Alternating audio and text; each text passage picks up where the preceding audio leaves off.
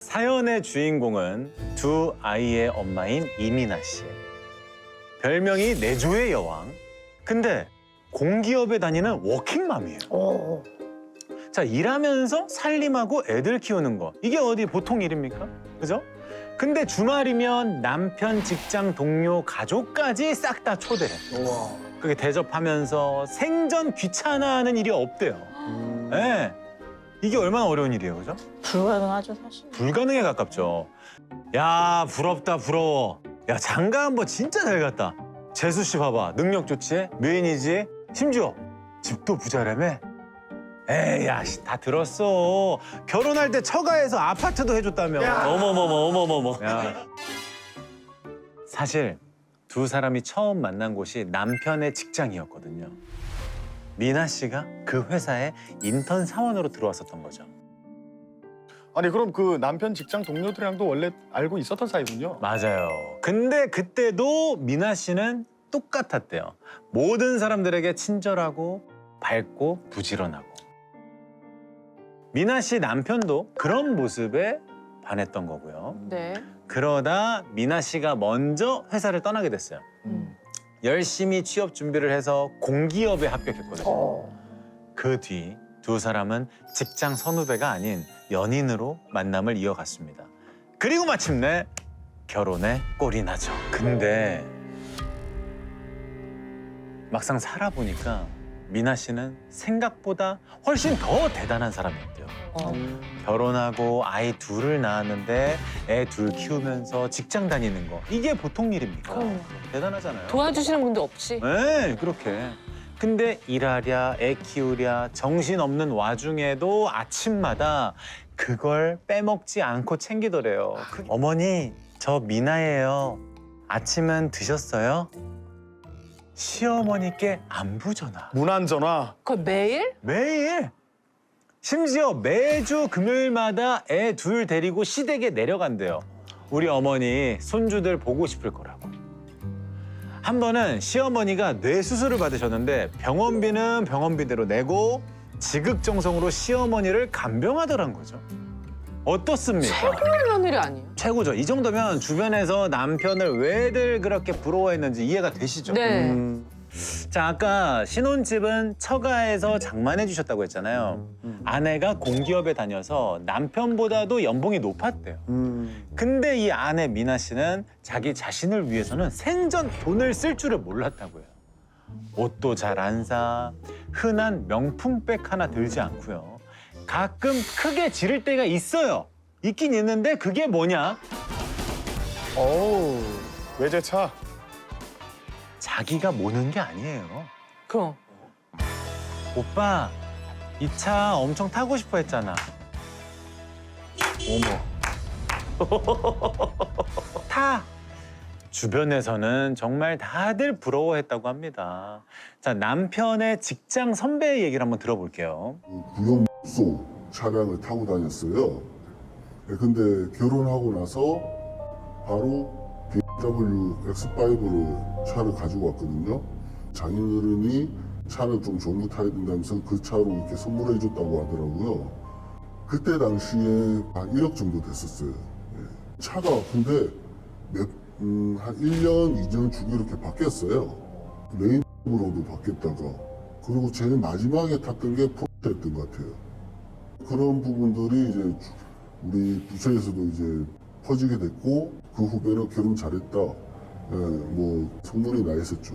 사실 판교라는 동네 자체도 좀 약간 이제 부촌이잖아요. 또 고급 주택에 뭐 다들 뭐 부럽다고 그러는 상태였어요.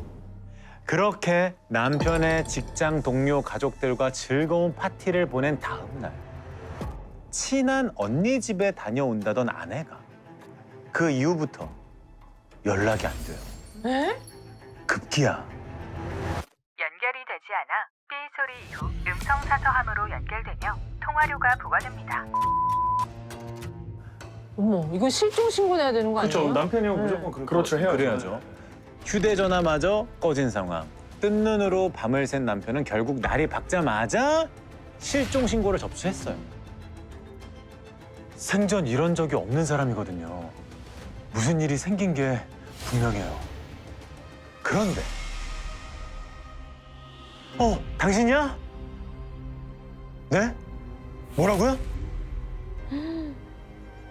연락이 끊긴 지 약 48시간 만에 온 전화 내용은 이러했습니다.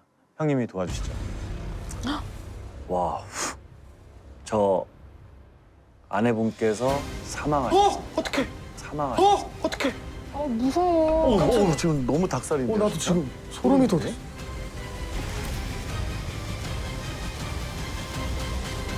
자, 아내가 발견된 곳은 경기도 안성의 한 펜션이었어요. 똑똑똑. 이제 퇴실 시간입니다. 간밤에 고기 파티를 벌인 남녀 두 쌍이 퇴실 시간이 지나도록 소식이 없자 펜션 사장이 문을 따고 들어가는데 문에 청테이프가 쫙 발려져 있었어요. 그리고 매캐한 냄새가 코를 찔렀는데요. 아, 연탄. 안으로 들어서자 기묘한 광경이 펼쳐졌습니다. 남녀 네 사람들이 일렬로 쭉 누워 있는데 자세히 보니 서로의 손과 발을 청테이프로 칭칭 감아 넷이 모두 묶여 있는 상태였다고 합니다.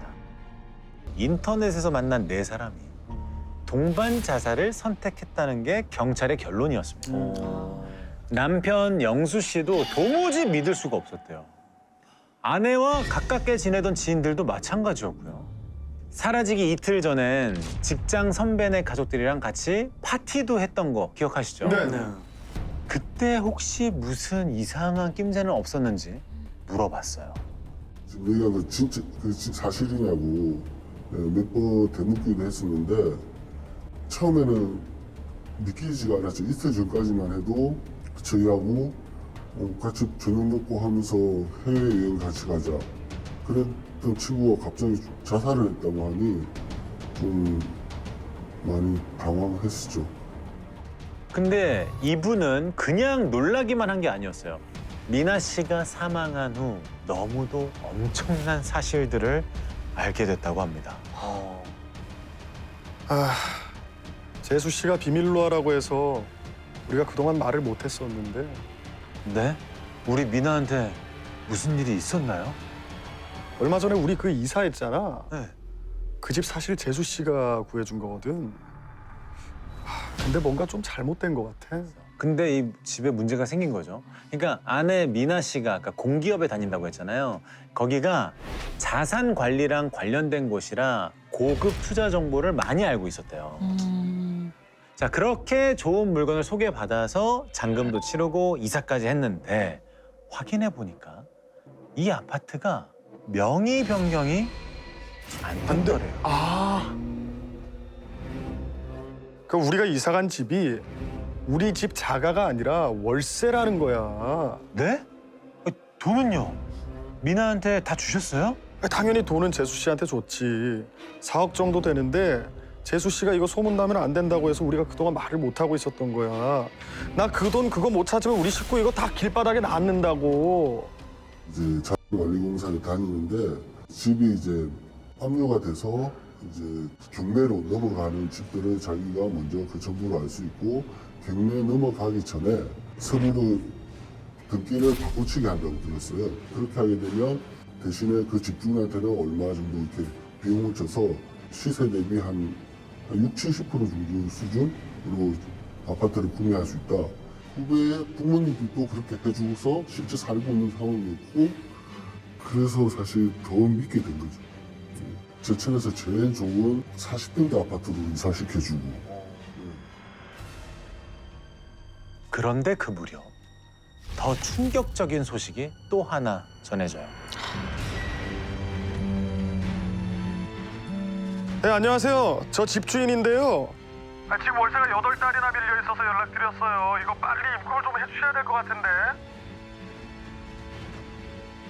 지금 살고 있는 이 70평대 고급 전원주택이 미나 씨 부부 명의가 아니란 거예요. 미치겠다. 아니 그 집도 있었던 거예요? 네. 근데 남편은 그걸 몰랐던 거예요? 네. 이사 온 지 1년 6개월이 됐는데 몰랐대요. 매월 600만 원의 월세를 아내가 10개월 동안 내왔고 8개월을 안 내서 현재 4,800만 원이 밀려 있다는 얘기였죠. 자, 여기서 혹시 설마 하고 머리를 스쳐가는 게 하나 있죠? 아까 얘기했던 시부모님 댁? 그래요. 아내가 매입해줬다는 부모님 아파트도 월세? 네, 그것도 확인해 보니 월세였어요. 미치겠다. 아니 근데 그 돈은 다 어디 간 거야? 그러니까요. 영수 씨는 말 그대로 멘붕에 빠졌습니다. 아내는 그 많은 돈을 어디로 빼돌렸을까요? 어디 고급 정보라고 듣고 투자를 했다가 날렸던지. 날렸다. 아내의 통장 내역도 확인해 봤어요. 그랬더니 응.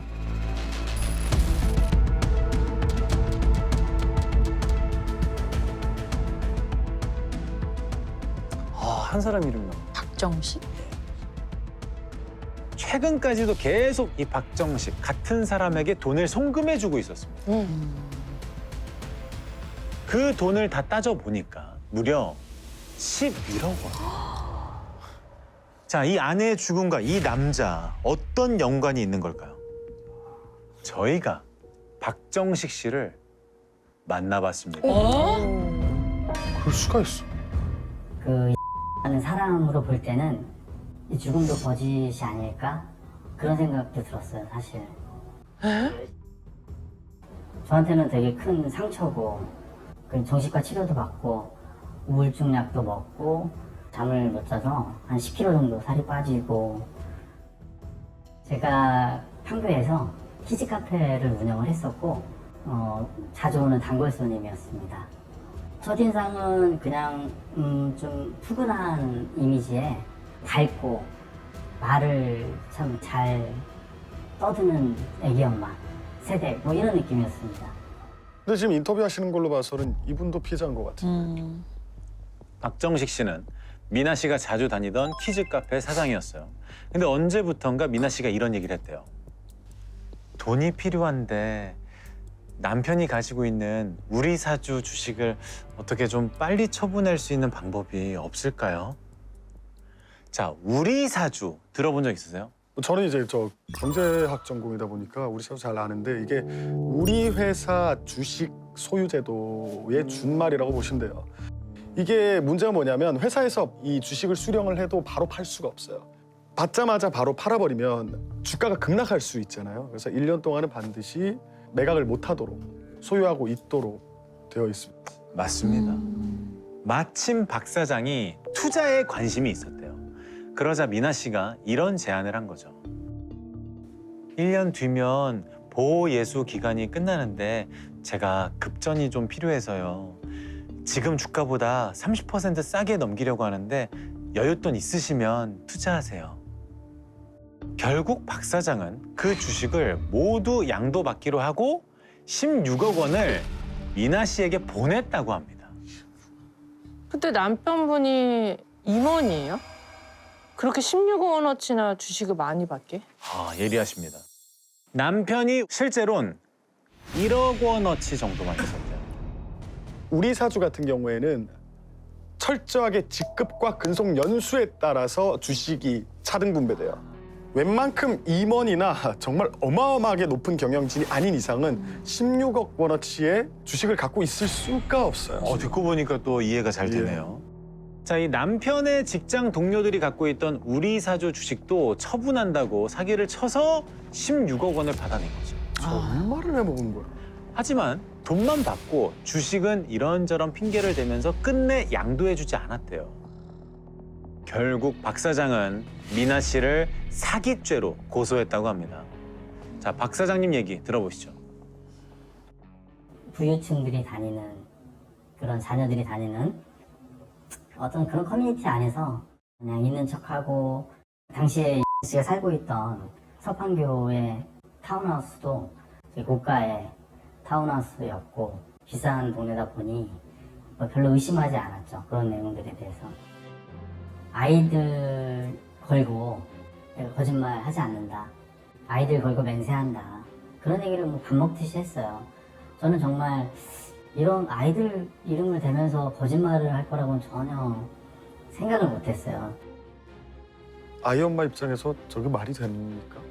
말이 안 되죠. 박 의원님도 어떻게 또 아 그럼요. 말이 안 되죠 진짜. 예. 저 부분이 너무 쎄한 게 애들 이름을 걸고 사기를 쳤다는 거는 자식마저 저렇게 수단으로 삼았을 때 저건 사실 일반 사람들은 생각도 못하는 일이죠. 그러면 그렇게까지 해서 달성했어야 할 목적이 뭐였을지 그게 지금 제일 중요해 보여요. 아 저도 궁금해요. 진짜. 네.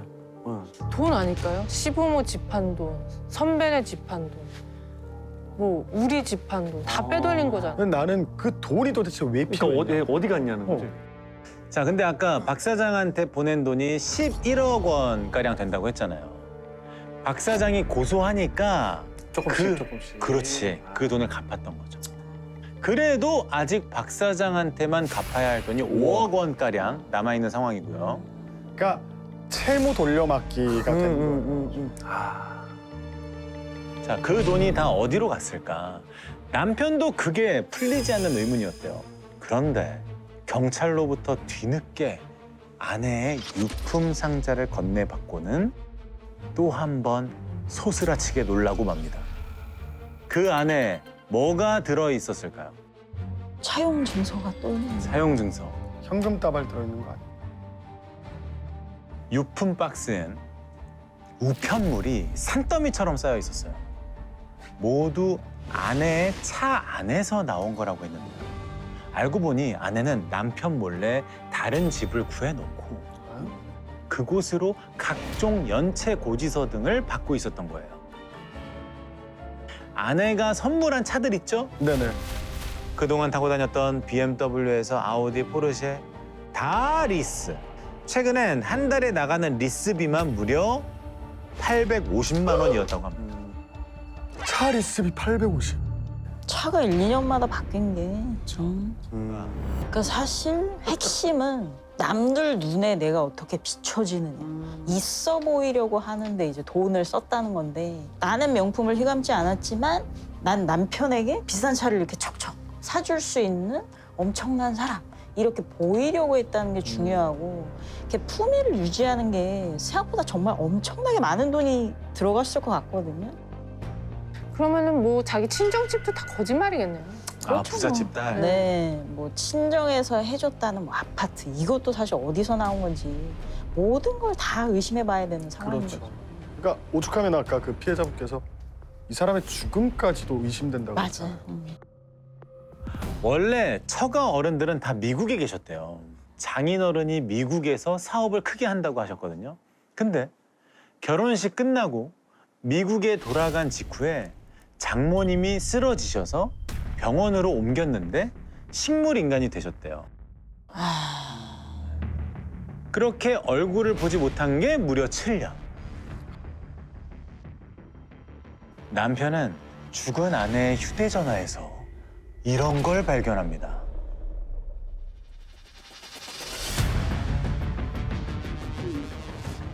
엄마는 멀쩡하게 계시네. 아까 식물인간 됐다 그랬잖아요. 장모님은 미국이 아닌 한국에 계셨고요. 결혼식 날 배웠던 그 장모님이 아니었대요. 결혼식 때 봤던 아내의 가족들은 아내가 하객 도우미 업체를 통해 고용한 가짜 가족. 위원님의 말씀이 맞았어요. 다시 말해 가족 대행이었던 겁니다. 진짜 장모님은 자기 딸이 결혼한 사실도 가족관계 증명서를 떼어봤다가 우연히 알게 됐대요.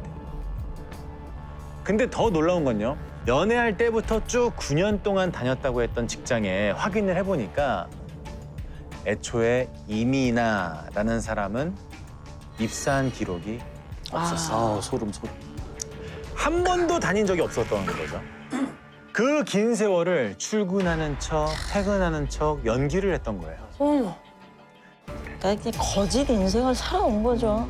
남편, 또 아이한테 비싼 걸 잘 사주는 재력 있는 아내, 능력 있고 잘 나가는 사람. 이게 이상적인 자아인데 현실적으로는 뭐 돈도 없고 능력도 없고 그러니까 결국은 자기 진짜 모습을 철저하게 숨기고 계속 연기를 해왔던 거죠. 미치겠다 진짜. 아주 평범한 집안에서 자란 아내는 어린 시절엔 공부도 잘하고 총명했다고 합니다. 유명 여대에 입학할 때까지만 해도 크게 문제가 없었다는데요. 네. 하지만 동창생들 가운데 그녀를 제대로 기억하는 사람은 없었습니다. 그런데 딱 한 번 그녀가 진짜 속마음을 내비친 사람이 있었습니다.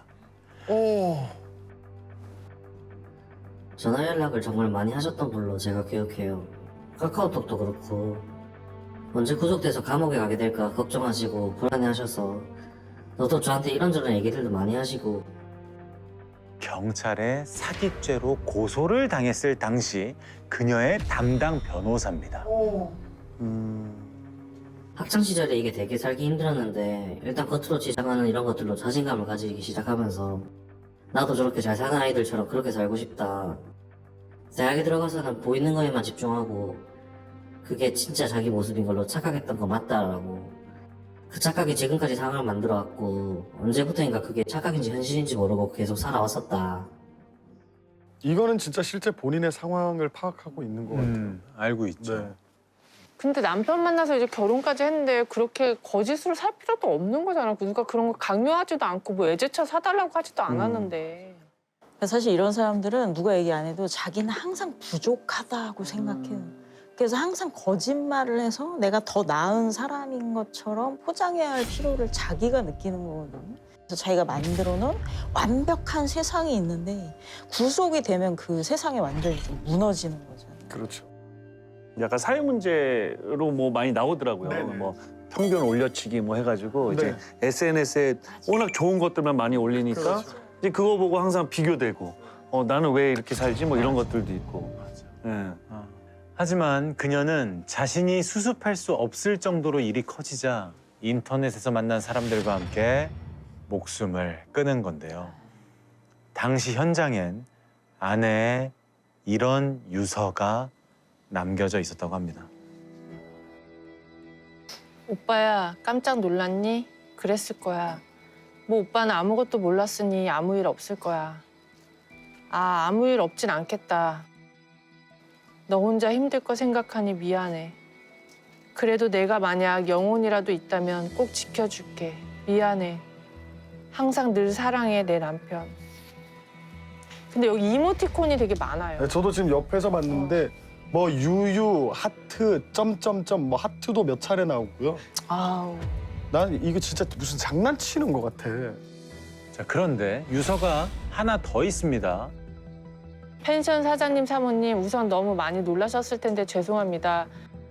부디 안 좋은 기억은 잊으시고 늘 번창하시고 행복하세요. 오이 물김치까지 내어주시며 반가이 맞이해주신 사모님의 인자한 미소 기억하겠습니다. 건강하시고 행복하세요. 웃음. 이걸 보면서 약간 좀 저는 마음이 아픈 게 교수님이 그 얘기를 하죠. 그러니까 내가 생각하는 어떤 이상적인 그 그림들, 모습들 그거를 자살하면서까지도 맞아. 그냥 그 모습을 가져가고 싶은 거죠. 그냥. 끝까지 네, 좋은 끝까지. 모습으로 기억되고 네, 싶은 네, 거야, 네. 자기는. 네. 그래서 좀 그런 생각이 드는데. 이 사람은 자아가 없어. 내가 뭘 생각하고 느끼고 이게 없고 그냥 프레젠테이션, 보이는 것만 중요한 사람이라 펜션 사장들이 나를 욕할 수 있으니까 그러지 말라고 지금 저걸 남긴 거잖아요. 그러니까 마지막까지 좋은 사람, 사랑받고 싶고 또 인정받고 싶은 인정 욕구가 삶을 거의 지배해 왔던 걸로 보여요. 월세였던 70평대 고급 전원주택. 거기로 이사를 가려고 준비 중일 때 아내가 SNS에 올린 글이 있어요.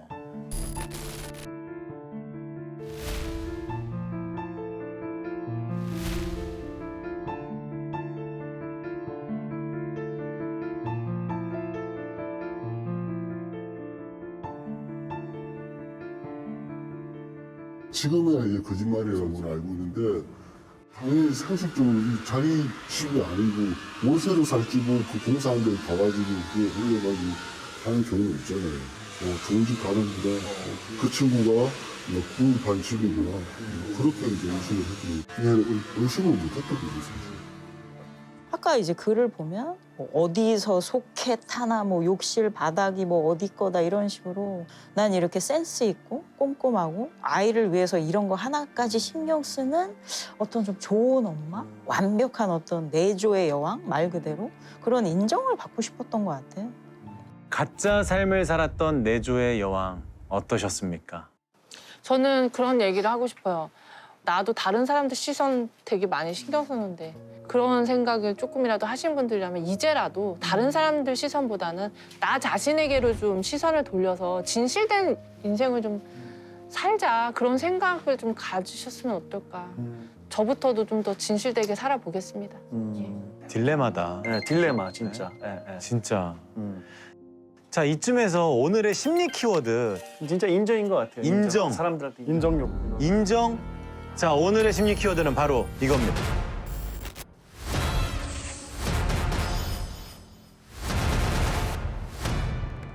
나에게도 그런 인정 욕구가 있구나 느낀 순간 좀 있으실까요? 사실 뭐 연예인분들, 방송인분들, 뭐 저희 이제 운동선수들 거의 다 비슷하잖아요. 사실 이제 대중들한테 어떤 평가를 받고 또 어떤 인정을 받아야 되고 가끔은 저도 이런 어떤 스트레스가 상당히 뭐 선수 시절부터 되게 많이 있었었거든요.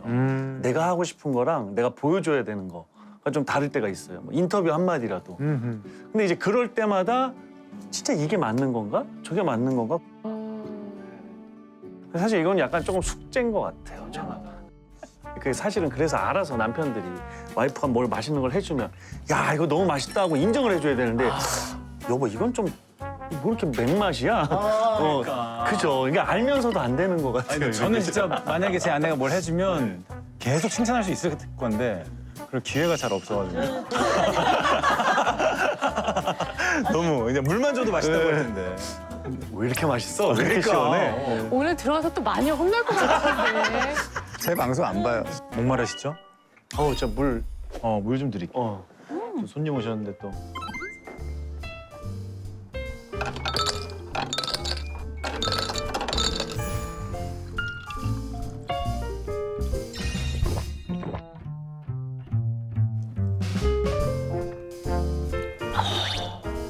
오, 미쳤다. 시원하다. 이게 물맛도 한 끗 차이네 보니까. 나 한 10끗 차이 나는 것 같은데. 디자인도 너무 예쁜 것 같아요. 즐겨봐 이 채널.